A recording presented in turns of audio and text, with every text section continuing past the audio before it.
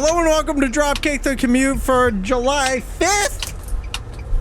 We're officially independent now. Oh man, I was worried we wouldn't be. Speaking of independent, the girl at the Dunkin' drive-thru today said, "I'm the most professional looking person she's ever seen with a septum piercing." I'm not even like dressed like that professional. What the hell? I'm like business casual right now. Just because you have a septum, I had a nice Galeer, shirt and a septum. That septum, it just really brings you down, you know? Professional people are not allowed to have piercings or tattoos. That's not true. It is. Wrestling! Yeah, let's talk about wrestling. Oh, dude, you see the documentary? I did. The WrestleMania Behind the Curtain documentary finally came out, coming this Wednesday for the past 3 months. You know what? At least we got something. We got it. It was a tight 60. Yeah. Not a tight 60. It was like a little over an hour. Slightly over.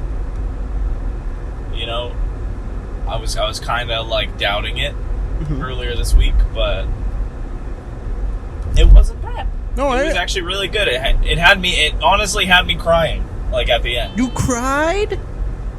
I cried because he finished. It was like we relived him finishing the story. Dude, whenever that clip of him pinning, like, there'll be like a 5-minute like compilation of all the shit at the end of that match, like everyone coming out and stuff.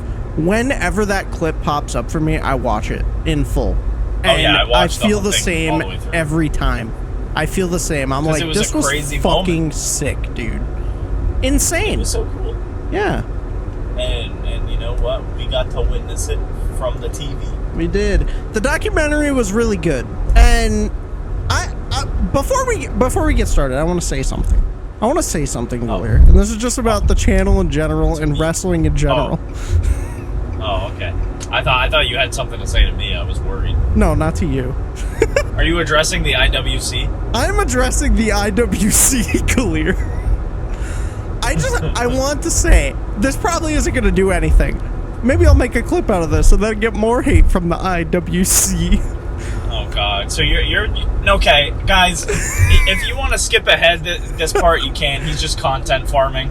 Yeah, that's all I do now. No, our opinions are ever changing, okay? We do not have one opinion and then stick to it forever. Guns up. We're not changing. When we have a reaction to something, that is our initial reaction.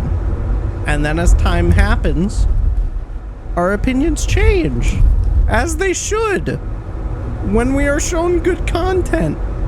If we are not shown good content, then we're gonna probably still say it's shit. But if they prove it's good, then yes, our opinion will change. And we will like the content being shown to us.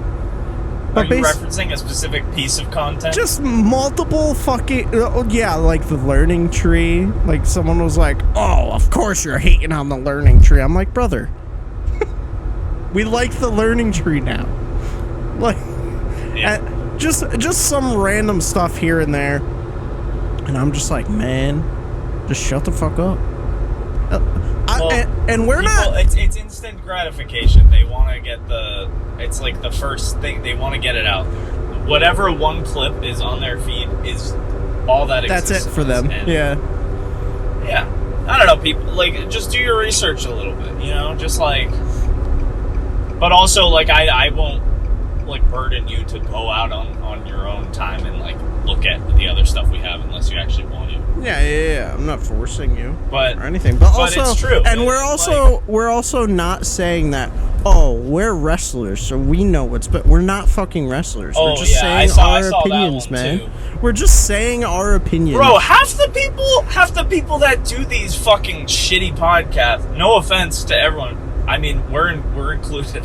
Half the people that do these podcasts are not wrestlers. I know. But that doesn't mean they can't know the product and know, like, you know, I'm not saying I'm in the business or anything. I don't know. There's probably a lot I don't know, but from a fan perspective, we are wrestling fans. We are not claiming to be journalists or wrestlers or wrestling analysts. We are fans that are talking about it and sharing our passion with the world.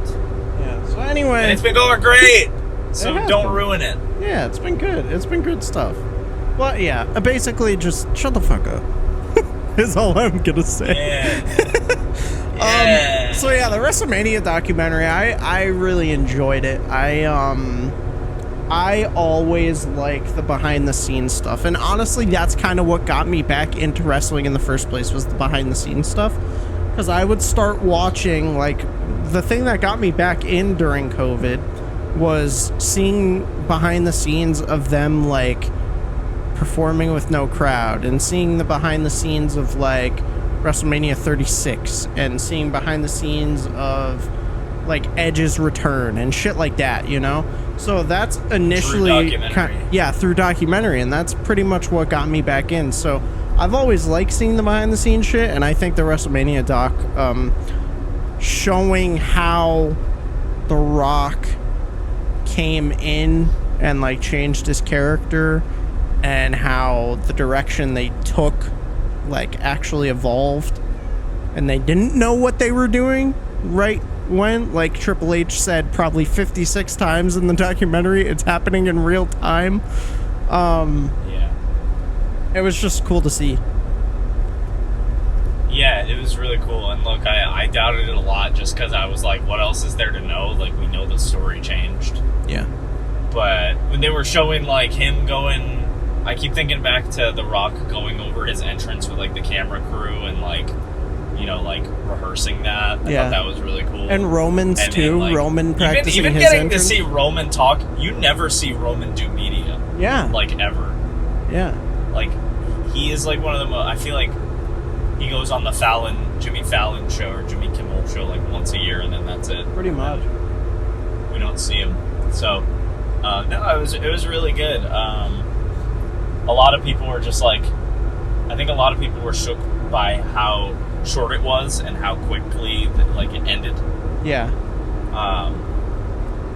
I thought it was good. I mean, again, it was a good documentary, but there is only so much you can do with that whole concept, because a lot of people kind of already knew everything that was going on. But but we like got confirmation that the plan was like Punk and Seth at Mania, and then Cody and Roman was always, Cody winning the title was always the plan since WrestleMania 39. Not in the beginning. Not when Rock came back. Well, when Rock came back, didn't they say they were like testing the waters? They were testing the waters, and then Triple H told CM Punk, or no, Triple H told Cody, like, hey, Rock and Roman is probably going to happen at Mania. And then that's why Cody on the bus was like losing his shit, because he's like, oh, I'm not going to have my Mania match. It's going to get pushed. So yeah, I mean, I just meant in terms of like, it was the plan all along to have him win the title at some point. Yeah, at some point, yeah. Like before they said since WrestleMania 39 they knew they like wanted to do this next year, and then Rock came back and it was like, yeah, all this stuff.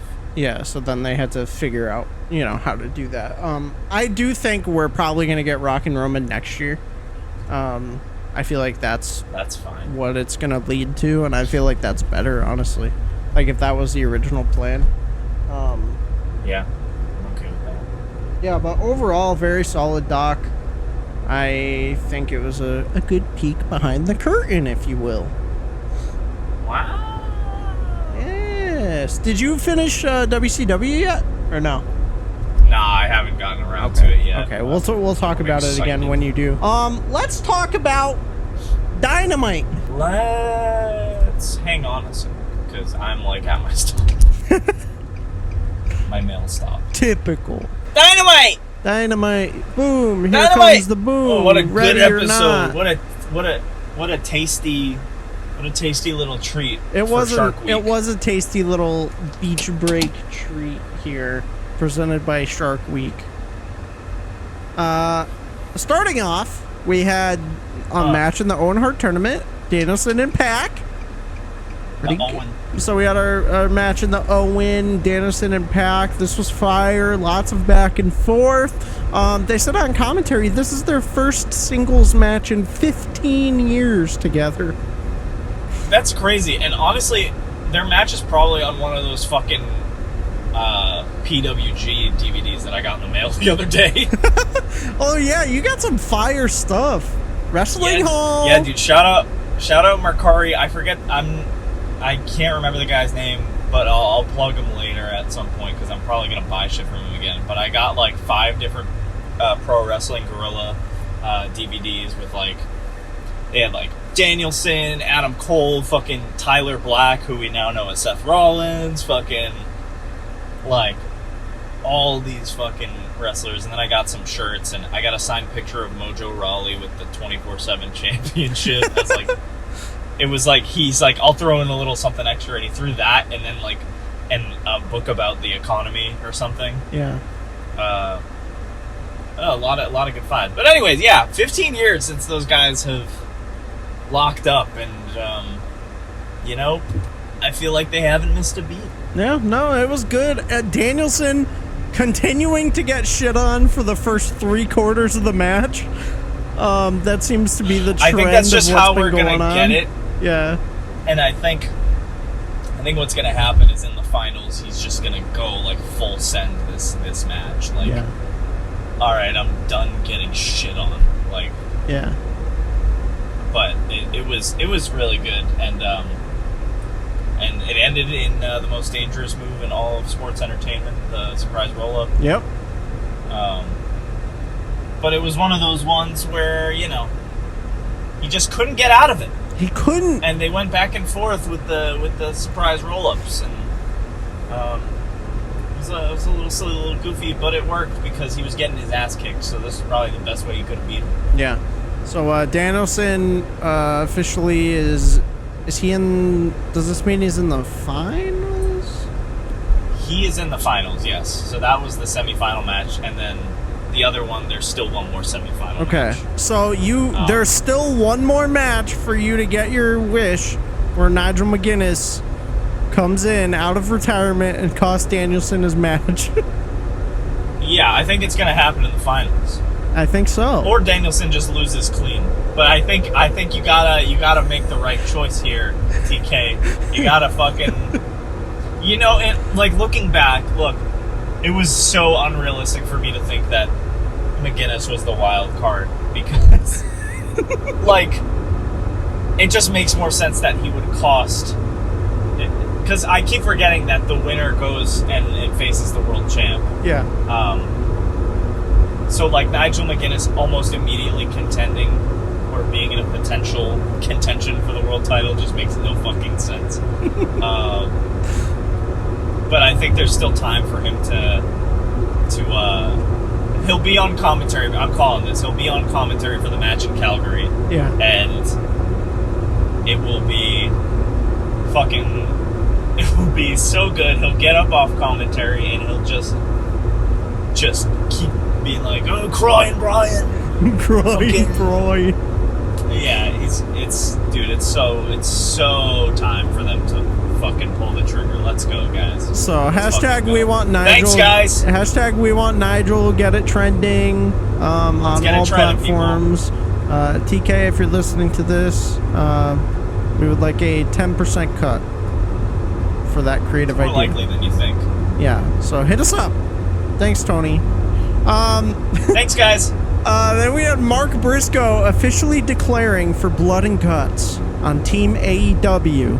How does that make you feel? Yeah. I think it's good, but his involvement is with everything. It's strange. It's a little strange, and that's just. It's because he's the Ring of Honor champ. And again, I don't watch Honor Club. I don't subscribe to it or anything. I probably could watch Ring of Honor weekly, but honestly, it just has not felt important enough for me to really care about it. Mm-hmm. From an outside perspective, though, when you put him in put him in that ladder match. It was like, oh, he's the Ring of Honor champion. Why does he need to go for a title that, in theory, would be lower than what he has, right? Right. I mean, I won't doubt that he's gonna kill it in blood and guts, because Mark Briscoe's fucking crazy. Yeah. Yeah, like I said, he had some crazy fucking spots in that ladder match. And, you know what I think it is for me? I used to think it was really cool when champions from other promotions would show up on AEW with their championship, but now it's like there's already so many championships in AEW, and there's just like so much going on that if Mark Briscoe came out without his Ring of Honor, like if we didn't acknowledge that he was Ring of Honor World Champion while he's on AEW TV, I think I'd be okay with it, strangely enough. Does that make sense? Kind of. I think so. I guess just like, I don't know. It's funny because like we were so mad that Ricochet didn't come out with the Speed Championship. Yeah. But like, I don't know. I think either the problem you don't include is him in that match. I think the problem is just the AEW championships don't really feel special. I think it just comes. There's a lot of titles, and I think that's a very universally agreed on thing, whether you love or hate AEW. Yeah. I think one thing we can all agree on is that there's too many championships in the promotion. There's too many championships that come from other promotions that are featured. And yeah, but like I said, there's no doubt in my mind that Briscoe is gonna be a highlight reel in that match because he's crazy. Yeah, and it has me wondering who will the other members be, and also who will the Elite's fifth member be. Yeah, it could be anyone. Who knows? It really could. Maybe it'll be Nigel McGuinness. No. I know at one point they were asking Swerve if he wanted to be in it, and he was like, nah, bro. He's like, I don't know. Yeah. So Blood and Guts coming up this month, so that'll be exciting. Yeah, we haven't. I think I saw a date because I was looking at. There is a date, July 24th. It's in Nashville. We had another. So jumping to the women's side of the Owen bracket, the female Owen. Yeah, the female Owen. We had Chris Statlander versus Willow Nightingale. We kind of had a teaser of this at Forbidden Door, but this was the actual match, and of course, fucking what's his name? Stokely tries to get Chris to cheat, and he gives her a chain, a steel chain. She goes to wrap it around and goes to hit Willow, and then she fucked up. And how did she win? Roll up. How did she win? What the move? the most deadly move in wrestling, the surprise roll up. Correct. Yeah. I think that's just like, I don't know. Twice at one night is crazy for AEW. For the same like tournament too. Yeah. Granted, dude, it also happened in WWE too for the Money in the Bank qualifiers. Remember, Chelsea Green and Carmelo. WWE, like that's just normal. Yeah. But yeah, no, it was a good match. I was excited to see them mix it up. I hope they get another match with each other. I feel if we're just copying things from the men's Owen, I could also see Chris Statlander costing Willow the final. Oh, honestly, that's not a bad idea. Because then we could get like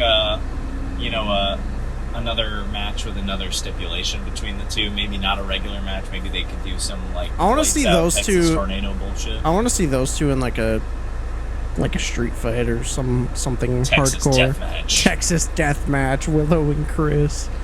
That would go hard. Be good. Yeah. But that might be the payoff for All In, because I think we know at this point that it's Mariah's got to be the one.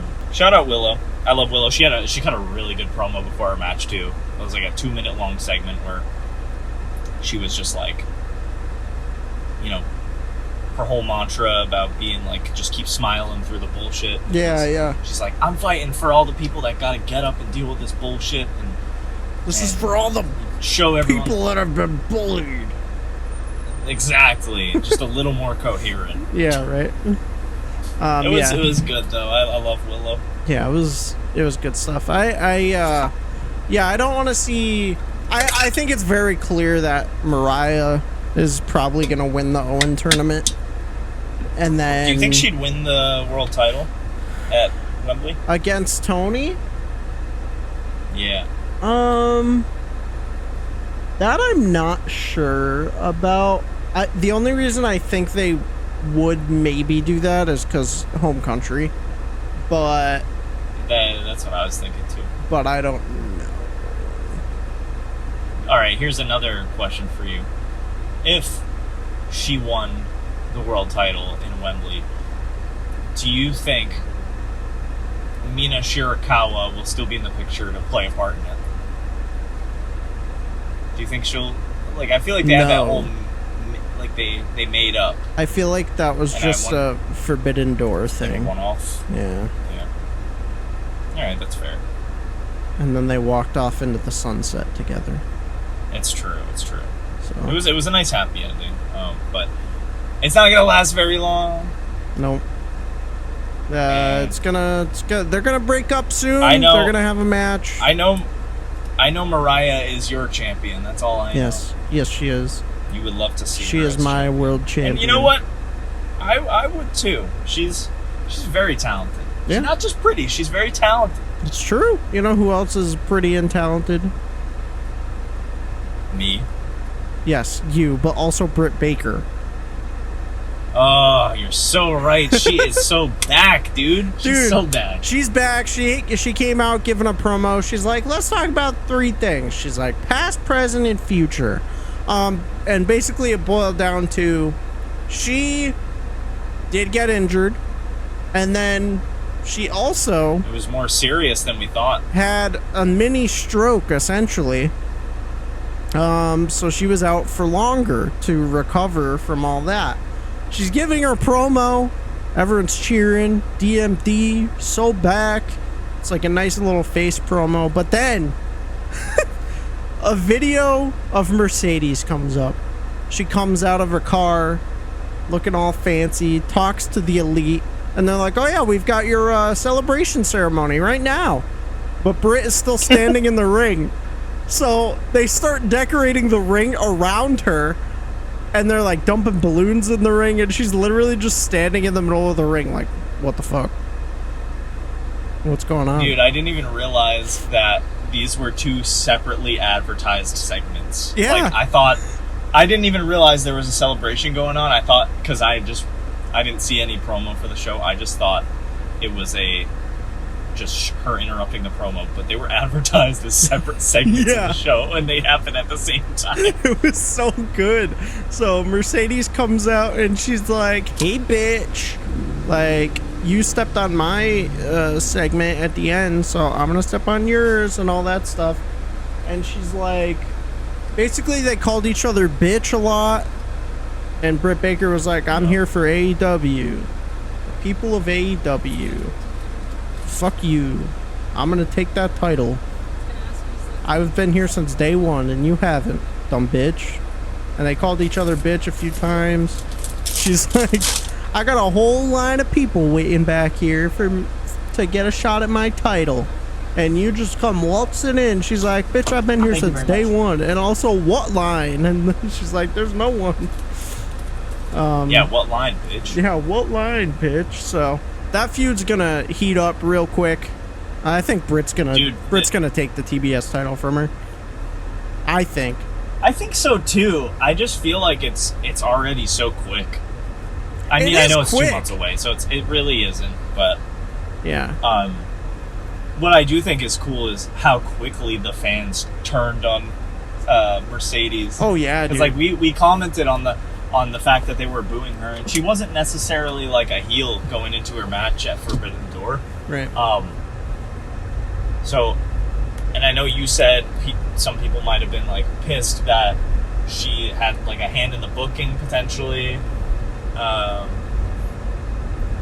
You know, so I think also people are finding out Allegedly, right? Yeah, and like people are also finding out she's the highest paid female wrestler in history, which is crazy, wild. But I'm okay with Britt being babyface. That's fine by me. Britt does both very well. I think I've been bringing up Busted Open a lot. I've been watching them a lot. They did a really good segment about this, and they were like, Britt needs to, first of all, Mercedes needs to go fully heel, which I think she's going to do now that the fans, like, turned on her, and she essentially is heel at this point. Like, it's very clear she's heel now, right? And then Britt needs to be like, listen, I'm for AEW, you came waltzing in here, you're getting paid a shit ton of money, and then you're just gonna bounce and go back to WWE in 3 years. Like, you don't care about AEW, you're not here for them, you're here for a paycheck. Yeah, and she's like, I put my blood, sweat, and tears into AEW, I was the first female wrestler and all that shit. So, it's true. She did kind of do that, which I really like. And I think that essentially if you have like, and it kind of meshes with the fact that she was talking to the Elite well, right? So it's like she's in the Elite kind of, and you have this ongoing thing of the Elite versus Team AEW, you know? So if you have Britt and then a bunch of like hardcore AEW people like Britt and Thunder Rosa and like a couple other people, right? And then eventually feuding with Mercedes, it's like, again, you have the ongoing thing of AEW versus, you know, the Elite and like people that are just there for the money, essentially. And it's really gotten me thinking about like where this Elite EVP thing, where it ends, if it ends, you know? Like, at what point do they come out of that character as EVPs? Because they're always going to be EVPs, likely. As long as they're here, they're always going to be EVPs. So, like, you know, do they just become babyface EVPs? Or do we just drop the whole EVP gimmick and just forget it happened?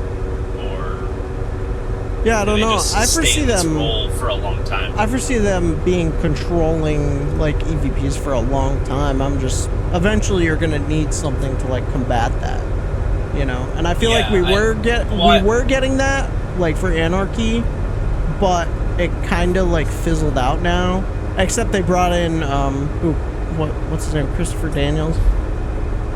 Right. They made him like the, you know, interim EVP. The good guy EVP. Yeah, but I feel like you do need that on-screen like guy to, you know, combat them. I think that this was like something they needed for a while, was some sort of like authority figure. As much as it's like a reused bit, you know, we see GMs come and go in WWE and stuff like that, but only just recently, like, an on-screen person that's kind of controlling the show. I think it's something they've needed for a while. Even if it doesn't, like, it doesn't have to be, like, all the time thing. It's almost good to kind of, like, I don't know, have someone who can kind of be taken down from that, like, dictator-like position. Right. Or, alternatively, if they're a face, then just someone who makes matches happen. Like, dude, whenever Adam Pearce says, like, it's official kind of thing, and, like, he's like, let's make it happen tonight. Like, that's such a, like, it's so reused, but it's such a classic trope in wrestling that just works every time. Yeah, it really does.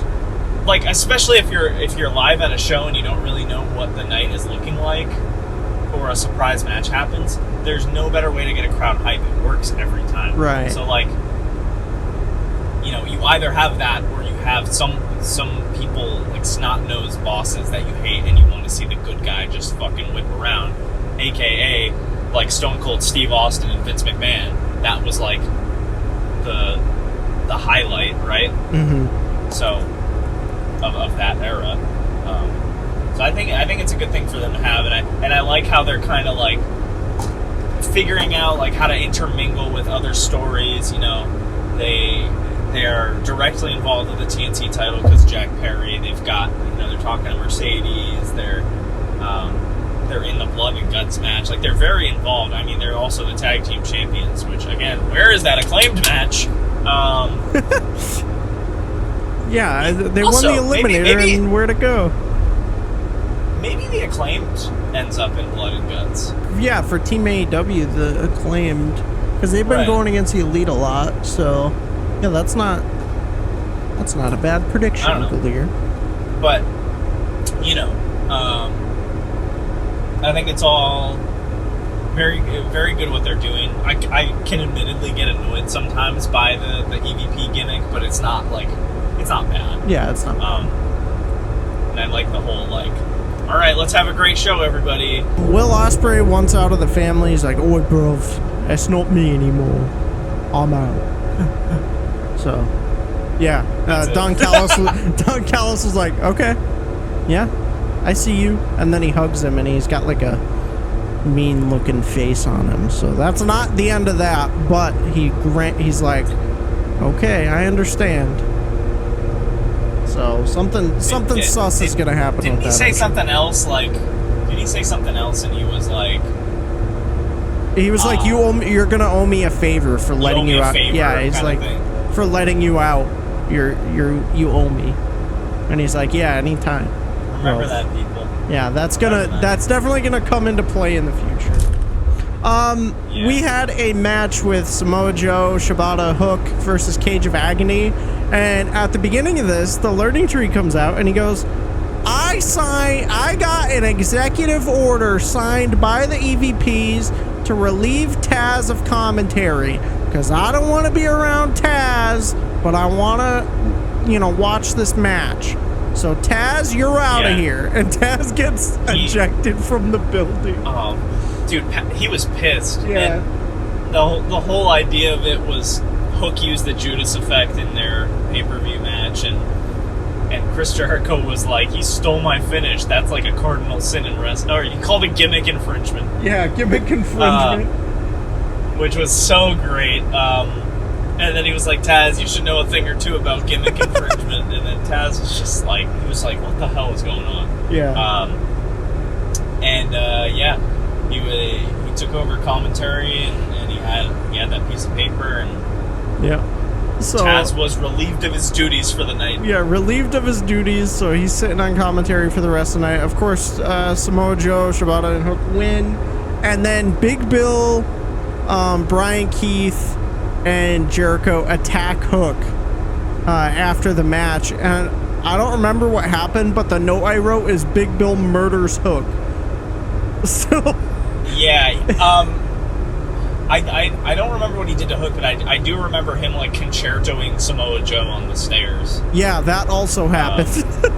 And also Brian Keith is just not injured, apparently. Yeah, I guess not now. Now his arm's all better, so that's interesting. But this continued later on in the night where they attack Hook again backstage, and for some reason, Jericho threw a fireball at Hook. That's like a Jericho thing. So when he started the Jericho Appreciation Society, I forget why or when he pulled it out, but he would like frequently do fireballs to people, and he'd call himself the Wizard. Really? I'm not even joking, dude. Like, this is on the very long list of like Jericho AEW gimmicks that have accumulated over the years. But he called himself, when he was in Jericho Appreciation Society, his big three names were the Wizard, the Ocho, when he won his 8th world title. Yeah. Actually, it might have just been those two, but it was fucking... Yeah, so that was like a callback to that, if anything. And, it's only something he does when he's a heel. Okay. That's really funny. So, yeah. To give some context to that. That's a good callback. Yeah, because I was watching it, I was like, why did he just fucking throw a fireball at her? Dude, literally, Hook, you could hear him say, "Oh, fuck!" Yeah, it was so good. And then they attack Hook some more, and he goes, "Bye, Hook!" And then they walked out. So good, man. God damn it. And then, of course, the biggest news of the night, Adam Page is the wild card in the tournament against Jeff Jarrett. It made sense. You got your wish. You already know what's gonna happen. You know, like, the second this happens, you know where it's going, right? You said the thing we need to save Swerve's run is Hangman versus Swerve. And that is going to happen at All In, guaranteed. Now, here's the thing, though. This begs the question, right? Is Swerve going to retain against Hangman? If he does, I genuinely think it will elevate his run. That's what I think, too. I just worry on about what they think will deem his run. Like, okay, this has been a good run, let's end it. Yeah, but also the thing is, like, say he does win it All In, it elevates it a little bit. Are they going to make the mistake again of booking him shittily after he wins such a massive match? I think that all also depends on how the next couple of months go building up to it. Yeah. Because the whole story is like Adam Page he was in that triple threat with him and Joe, and he didn't even care about winning. He just didn't want to see Swerve win because he fucking hated Swerve so much, and it's like this all-consuming thing that's just completely consumed him. And he was like, I'd rather fucking die than see you become world champion, and now that's like where we're at. Yeah. So I think, they have this match, and I think I think this is a must-win for Swerve, because I don't know if it 100% makes sense for Adam Page to come back after being away for so long, and then win that tournament, and then Swerve, loses to him. I just don't feel like that makes sense for the story. Mm-hmm. And I think if they're conscious about, making sure this ends up going down as like a good run, then they'll hopefully do the right thing and have Swerve win. Because also I read that Ospreay pushed for Swerve to go over in their match at Forbidden Door because he wanted people to shut the fuck up. And, right. He wanted to help elevate Swerve, which I think is really cool. Yeah. It doesn't change the fact that match shouldn't have happened so soon, but the right choice was for him to win that, and at least Ospreay understood that, being in the match. Being in the match and being objectively the better wrestler in that match, no offense to Swerve. Yeah. So, he came back, Adam Page came back, beat the living fuck out of Jeff Jarrett. Oh my god. Jeff Jarrett was in this match as the babyface. People were cheering Jeff Jarrett, dude. He was like, I love Owen Hart. He was my bestie when we were coming up together. And people popped for Adam Page, but then when everyone realized, oh, he's a heel now, he beat the ever living fuck out of Jeff Jarrett, dude. It's so true. It was crazy. And, it was actually a good match. Yeah, it was. It went longer than I thought it would, which is very nice. I will say about the whole repackaging of Hangman, I feel like his music fell a little flat for me, but other than that, everything else was presented really well. Yeah. I feel like he could have kept his old music and he still could have been a heel. Yeah. And they, after the match, the Elite asked him to be the fifth man at Blood and Guts, and he's like, I don't fucking know. And he was all unhinged back there and crazy looking, and he's like, man, I'm not your puppet anymore, and all this shit.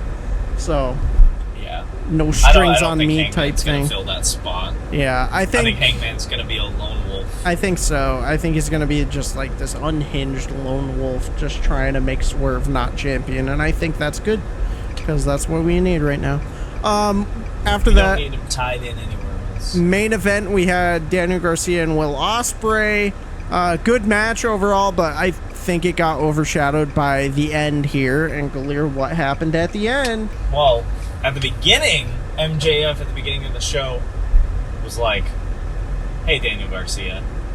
And then Daniel Garcia's like, hey, MJF, about that Wembley match that we're going to have. And he was like, don't fucking talk about the Wembley match. You have a title match tonight, dumbass. And he's like, let me be in your corner. And then he's like, okay, yeah. And then he looks at Daddy Magic, and Daddy Magic's just like, you know, you're all right. And then he ended up not being all right.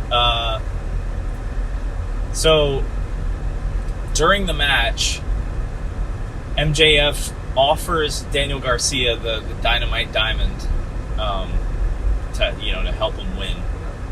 And Daniel Garcia's like, nah, I don't need it. And then they have him and Ospreay have a little reverse roll-up whatever battle. They go through a few of them. And he goes back to MJF and he offers the ring again, throws it to him, and he goes, nah, I can't do it. He gives it back to him and runs right into a hidden blade. 1, 2, 3, Ospreay retains, as we knew would happen.